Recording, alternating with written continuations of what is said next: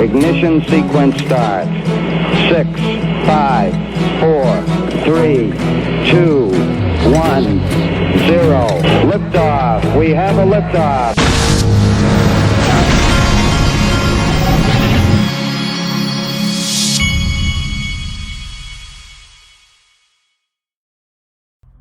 Hey everybody, this is the Digital Asset Investor, and let's watch this Thinking Crypto interviewed CEO of PolySign, Jack McDonald. Watch this. The note of tokenization, we're seeing a lot of folks now talking about tokenization. BlackRock CEO Larry Fink and many bank CEOs as well.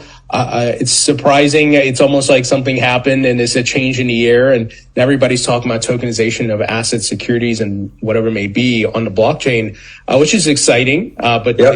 It seems like the industry, to your point, the adoption of blockchain, the use cases are being discussed now. I'm not sure that our listeners would necessarily agree with this, but I think there's a growing sense that, particularly among the TradFi professionals out there, that history may show that cryptocurrency was really a proof case for the underlying technology of DLT and blockchain technology that really paved the way for tokenization.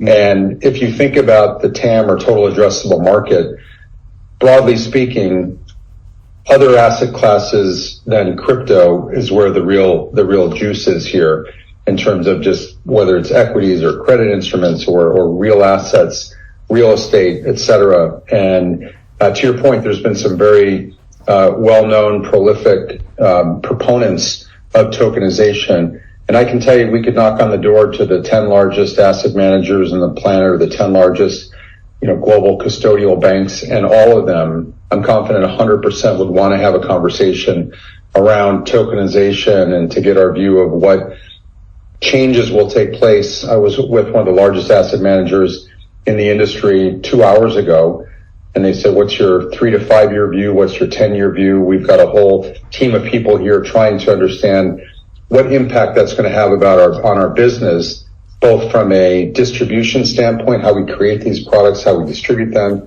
and then what the downstream impact is to our business from just a middle and back office perspective. And we didn't talk about cryptocurrency for an hour, and it was all about this tokenization. We have a product and a service in AtomicNet that has a blockchain at our core, and we do essentially focus on atomic settlement. How awesome is that? So I'm a big bull on PolySign. My sponsor Link2 has PolySign on the platform, but let's focus on Ripple, because I want to read something to you that this is from Link2.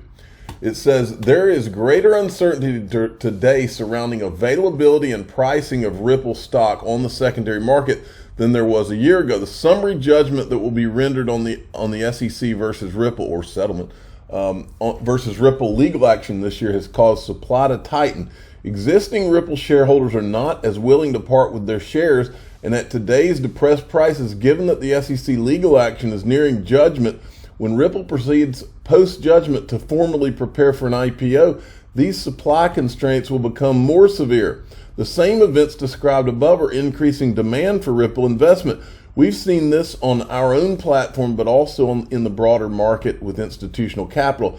This will mean more competition for supply and more upward pressure on price, since we know the window is closing on favorable supply and price conditions, and since we're facing stronger Ripple demand from new and existing customers, we want to ensure that as many Link2 customers as possible are able to invest before the window shuts for good, which is when Ripple files for IPO. So they say, effective Thursday, today, February 23rd, we'll be limiting the total number of Ripple investment orders we accept to a maximum of 30 per day.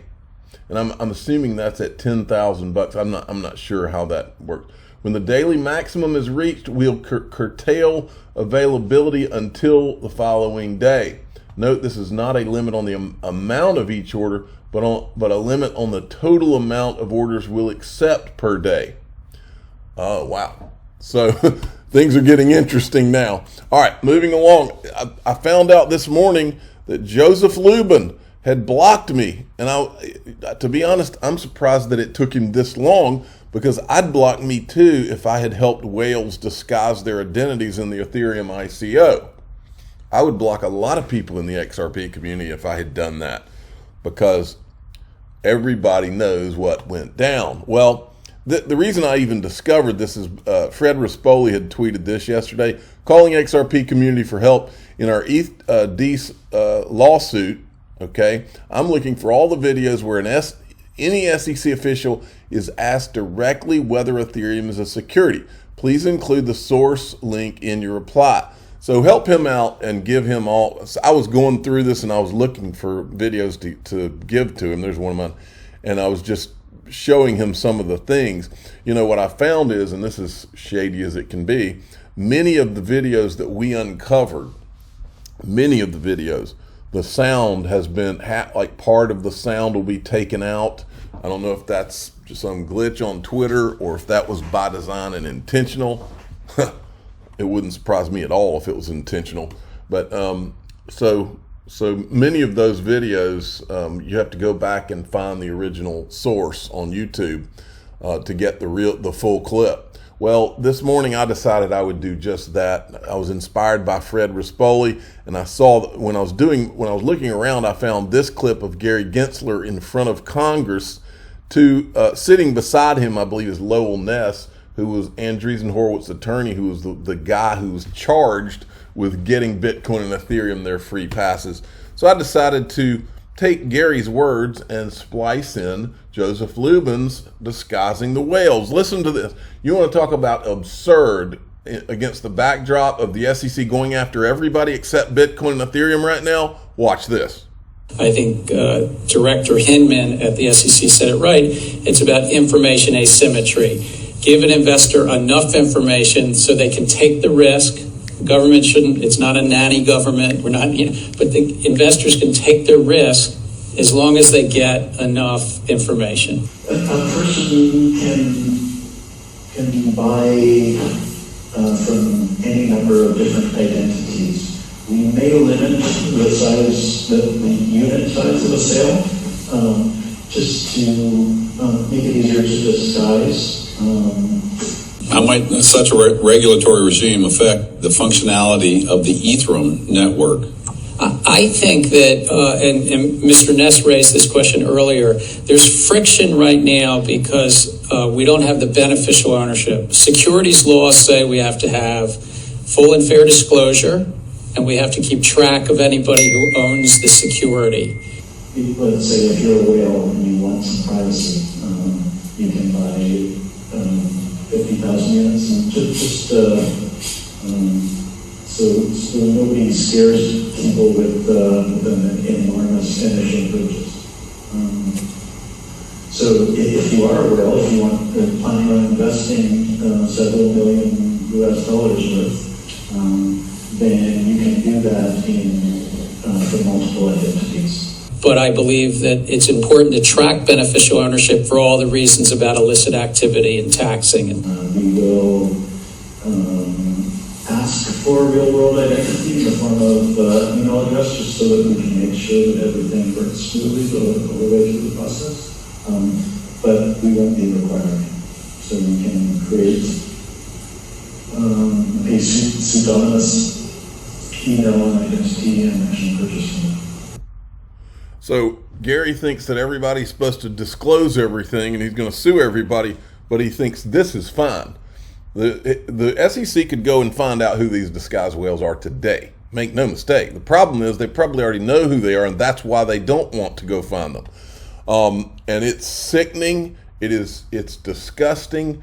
These people are destroying our country. They're destroying the rule of law because they have no allegiance to the law, and that's not my words. It's the judge's words. These people are, this is, well, we know what it is. It's a bunch. It's the foxes in the hen house. We know exactly what this is. These people are sick. They don't give a rat's butt about you, me, protecting investors. I don't even think they care about their own country anymore. I think they care about dollar signs, and that's it, and protecting their friends so that they can keep the racket going. Now, here's this from Coinbase earnings report. We may determine not to remove a particular crypto asset from Coinbase spot market, even if the SEC or another regulator alleges that the crypto asset is a security. As long as it's built on Ethereum, right, Brian Armstrong? When relist XRP? When do we get our flare?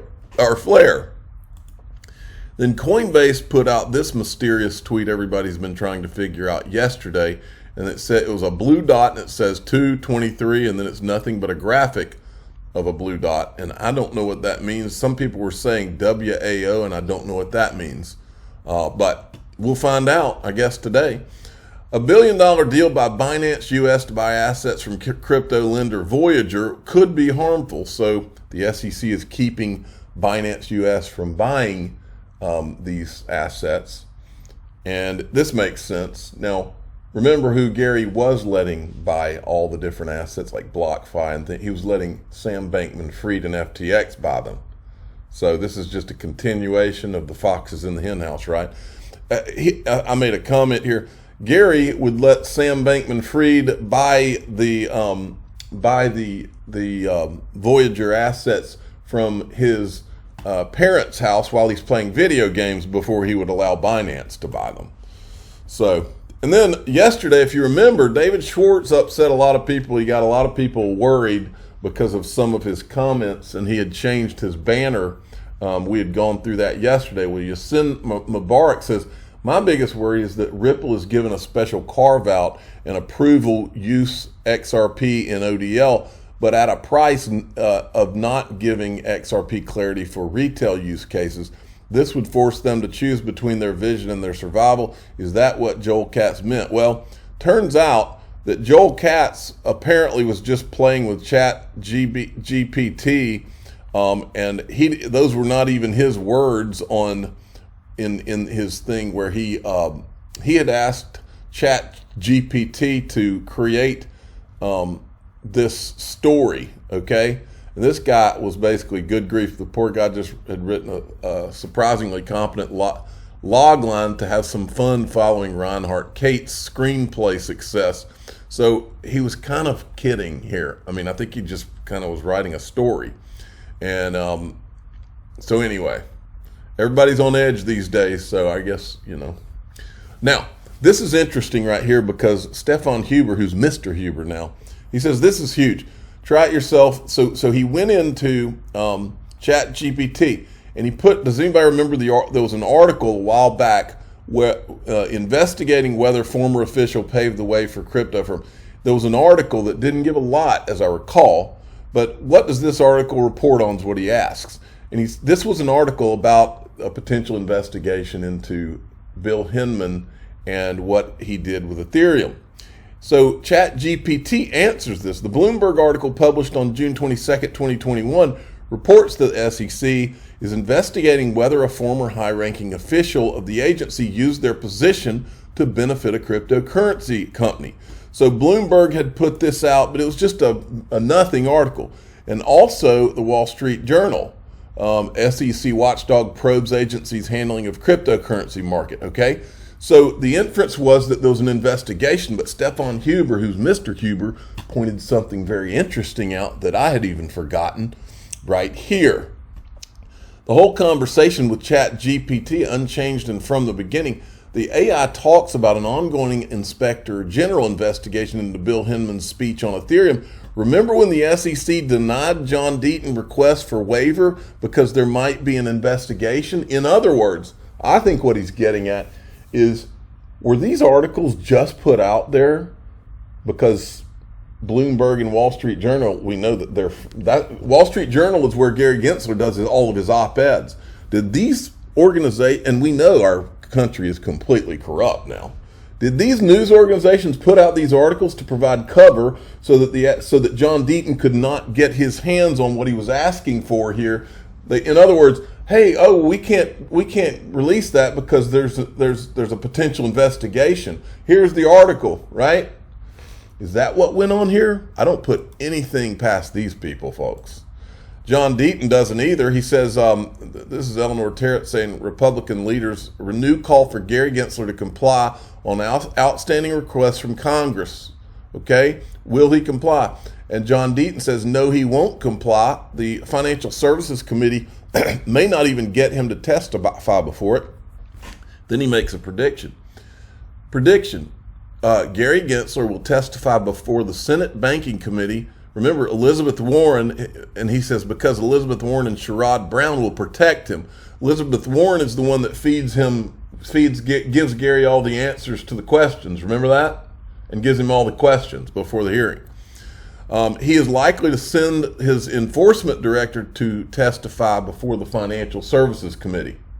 That's called coward, folks. Okay?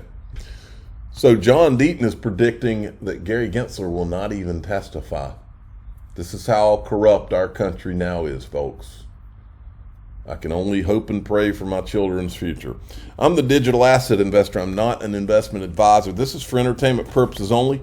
Please subscribe, hit the like button, and tell your friends and family that hope and pray that these dark, sick, corrupt forces are removed from this country. Otherwise, we're all doomed, folks.